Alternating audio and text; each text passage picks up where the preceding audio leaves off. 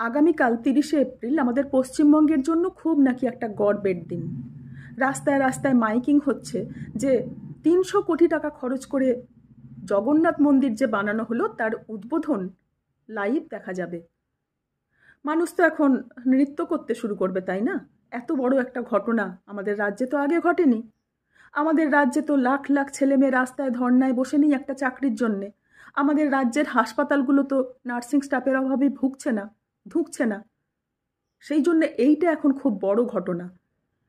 অন্য রাজ্যের অনুকরণে আপনি মন্দির বানাচ্ছেন, একটা কারখানা বানিয়ে দেখান না।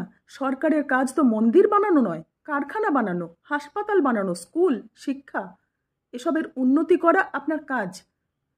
সেসব তো ভুলে গেছেন। এখন মানুষকে ধর্মের আফিম খাইয়ে নেশায় বুঁদ করে রাখতে চাইছেন। লজ্জায় ঘেন্নায় রাজ্যবাসী কুঁকড়ে যাচ্ছে, বাইরে মুখ দেখাতে পারছি না। আপনার মনে হয় না? লজ্জা করে না? আর আমাদের রাজ্যের মানুষও তাই। কবে যে ফুঁসে উঠবে, কবে যে নিজেদের ভালো বুঝবে, কিচ্ছু জানি না।